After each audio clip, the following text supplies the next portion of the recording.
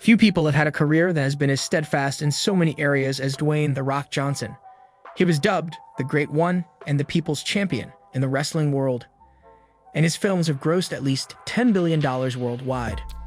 Furthermore, his autobiography, The Rock Says, debuted at #1 on the New York Times bestseller list in 2000, and his Project Rock sneaker with Under Armour sold out in less than 24 hours. All of this has propelled him to the top of Forbes' list of highest-paid actors for the second year in a row, with an estimated net worth of $87.5 million in 2020. It's no surprise that Johnson, who stands 6'4" and weighs 277 pounds, describes his life as wildly Forrest Gumpian. Want to learn more about the said star? Then stick with us in this video as we go through 10 facts about the most electrifying man in all of entertainment that you may not know. Number 10. Both his father and grandfather were wrestlers. Johnson became the WWE's first third-generation wrestler, carrying on a history begun by his grandpa, American Samoan-born High Chief Peter Maivia, in the 1960s. Rocky Johnson, a Nova Scotia native known as Soul Man, later learned from Maivia before marrying his daughter. Rocky retired in 1991 and began training his son. And when the younger Johnson made his WWE debut in 1996, his father could be seen leaping into the ring and defending his son when he looked to be in peril, according to the New York Times. Johnson dedicated his Trailblazer Award from the Hollywood Critics Association to his father in 2021, saying, "As complicated as our relationship was, he was a real trailblazer because what trailblazers do is they change people's behavior. And that's what he did. And he did everything he could to send people home happy." Number 9.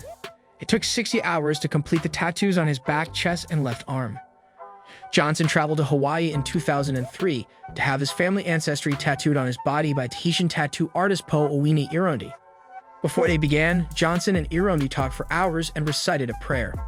The tattoo took 60 hours to complete, divided into 3 20-hour sessions, and the intricate pattern depicts all the things that are important to me, that I love, and that I'm passionate about, he added. Among the symbols are coconut leaves, which signify a Samoan chief warrior, the sun, which represents good fortune, 2 ancestors' eyes watching over him, and a tortoise shell, which represents protection from evil spirits.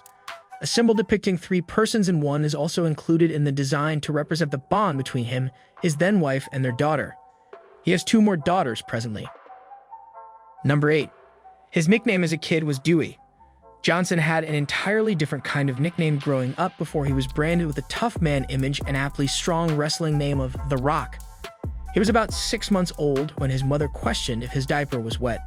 "No," his godmother said.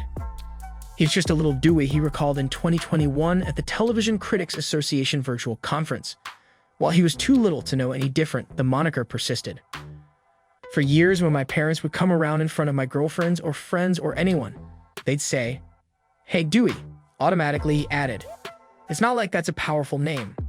Automatically, people were like, "Oh God." Number 7. He was on his way to become a professional football player.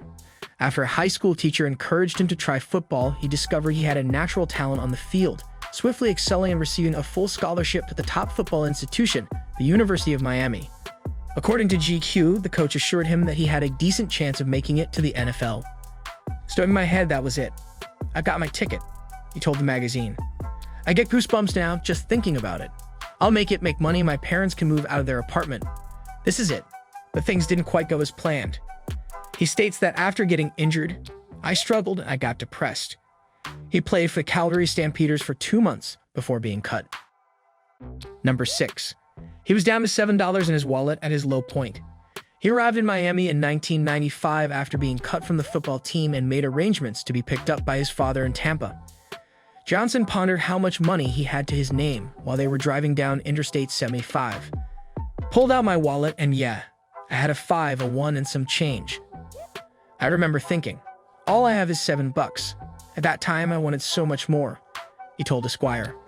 He made a comparison between himself and Warren Sapp, who had beaten him from his job in Miami a few years previously, and had just been drafted for $1 million. The success he had worked so hard for seemed to be happening to everyone else around him, but not to him, he remarked. And I'll never forget that. The term $7 has a lot of meaning. He later named his production company $7 Production. Number 5. He aspired to be a CIA agent. Johnson aspired to be a real-life crime fighter seeking to work for the Central Intelligence Agency. But a legal stumbling block stood in his way. My criminal justice professor and advisor, Dr. Paul Cromwell, convinced me that the best operative I could become for the agency is one that also had a law degree. Johnson wrote on Instagram in 2018. That brought him back to earth. I thought that's a great idea. Until I realized no respectable law school would ever let me in with my pile of steaming shit grades. He wrote, "End of story," he said. But he did earn a Bachelor of General Studies in Criminology and Physiology from the University of Miami. Number 4. He devised a 10 to 12-year strategy to become Hollywood's top man. Johnson appeared to be on top of both the wrestling and film industries in an instant, but this was all part of a long-planned strategy. He stated in a 2020 Instagram post, "I started to quietly retire from professional wrestling when I was 29. I had the most incredible run as a pro wrestler. It made perfect sense because each night he wrestled, his aim was to entertain rather than necessarily win. Nonetheless, he didn't want to be a one-hit wonder. I wanted to have a real, long-lasting career that had weight, that had value," he said. So he studied acting, worked with acting coaches, and devised a 10 to 12-year plan. "I wanted to be the #1 man in the world of Hollywood in terms of box office draw." He was well aware that his wrestling success meant nothing on screen. "I was really nervous." He admitted of his first huge part in 2002's The Scorpion King. Along the way, he had to make difficult decisions and let go of people who weren't on the same page. "I made the tough decisions, and the most important of all was deciding I was done trying to be someone I'm not to conform to Hollywood. Instead, I decided to be my own man, and Hollywood would eventually conform to me." Number 3. Tim Burton thought about casting him as Willy Wonka. Director Tim Burton gave Johnson some thought before casting Johnny Depp as Willy Wonka in the 2005 adaptation of Charlie and the Chocolate Factory and donning the iconic top hat. "I remember thinking, holy shit, I'm in," he explained on Instagram. "But that was many years ago, and I was just starting out in Hollywood, with no foundation of global box office strength or any real acting experience to even pull it off." He went on to say that Depp was the biggest star in the world at the time, so the fact that Tim even considered me, albeit for all of 7 seconds, meant a hell of a lot to me, as I was just entering into the profession with no idea what the future had in store. In the summer of 2020, he recounted that memories with his children while showing them the original 1971 Willy Wonka and the Chocolate Factory film. "They loved it, and now fully expect me to deliver a room full of chocolate and candy," he said. Number 2. He's considered running for president. With so many boxes checked, could Johnson eventually make his way into politics? Maybe. It's no coincidence that each episode of Young Rock begins and finishes with Johnson as himself being interviewed by a journalist, played by Randall Park, as he runs for president in 2032. In fact, he stated in 2017 that if that's what the people wanted, then he would consider a presidential run in the future. He added, "Truly, I mean that, and I'm not flippant in any way with my answer." That wasn't the only time he stated a desire to work in the White House. He admitted to being drawn to the idea of being president and governor in a 2016 interview with GQ. And beyond that, it would be an opportunity to make a real impact on people's lives on a global scale. But there are a lot of other things I want to do first. Number 1. He held the Guinness World Record for taking the most selfies. Multitasking at its finest. During the London premiere of his film San Andreas in 2015, Johnson achieved a Guinness World Record for the most selfies snapped in 3 minutes, which he accomplished with 105 fans.